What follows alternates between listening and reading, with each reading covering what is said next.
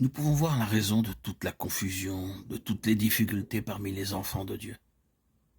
C'est parce qu'ils apportent de l'autre côté du Jourdain ce qu'ils sont par nature. N'avons-nous pas encore reconnu la terrible complexité de l'ancienne création, de quel enchevêtrement complexe et compliqué elle est constituée?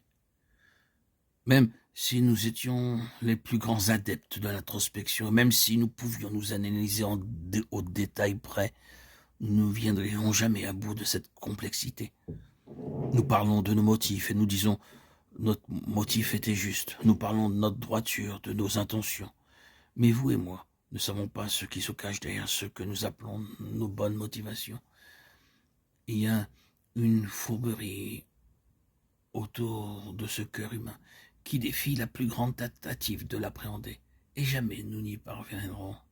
Il appartient à celui qui a les 7 esprits de Dieu, avec les 7 yeux, la parfaite perspicacité de voir à travers vous et moi. Nous ne verrons jamais à travers nous-mêmes et à cause de ce chaos de l'ancienne création, vous et moi, ne pouvons jamais parler avec certitude de nos bonnes motivations, de nos pures motivations, de notre honnêteté. Notre vie d'âme est un tel mélange redoutable qu'avec elle, jamais, jamais, vous ne saurez si vous êtes en terrain sûr. Elle vous conduira à toutes sortes de déceptions concernant les autres et vous-même. Et si vous commencez à vivre de votre vie d'âme, que vous l'affermissez et la laissez prendre de l'ampleur, vous développez ce que pourrait vous conduire à la plus grande confusion, contradiction et au plus grand mélange.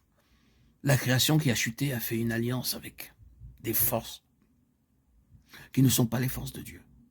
Et vous et moi ne pouvons pas briser le lien entre les deux et résoudre le problème. Dieu lui-même ne s'est pas engagé à le faire. Dieu lui-même n'a pas entrepris de démêler ce réseau de confusion dans cette ancienne création. Dieu ne va pas travailler comme un grand chirurgien avancé entre cette partie et cette autre partie et séparer le bon du mauvais. Il ne va pas extraire, analyser et réorganiser tout ce désordre. Il n'a pas entrepris de le faire.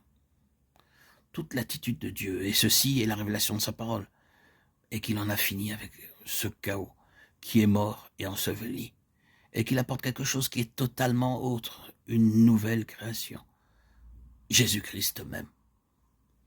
Il n'y a pas d'entremêlement en lui, pas de confusion en lui, pas de mélange en lui, mais une perfection d'harmonie, un équilibre d'ordre, de disposition. Tout le reste est jeté dehors. C'est là que l'Église est devenue si confuse, et une telle tragédie, à cause de l'idée dominante que si vous vous donnez à Dieu, il vous prendra et vous utilisera. Apportez votre nature humaine et consacrez-la au Seigneur. Consacrez votre vieil homme au Seigneur. Allez, servez-le avec un vieil homme consacré. Ceci est totalement contraire à l'enseignement de la parole de Dieu. Le résultat est que dans l'œuvre de Dieu, dans le monde entier, vous avez des personnes qui servent le Seigneur avec l'énergie, le raisonnement et les sentiments de la chair. Rencontrez-les, contrez-les, frustrez-les, et vous ferez face à quelque chose de mauvais.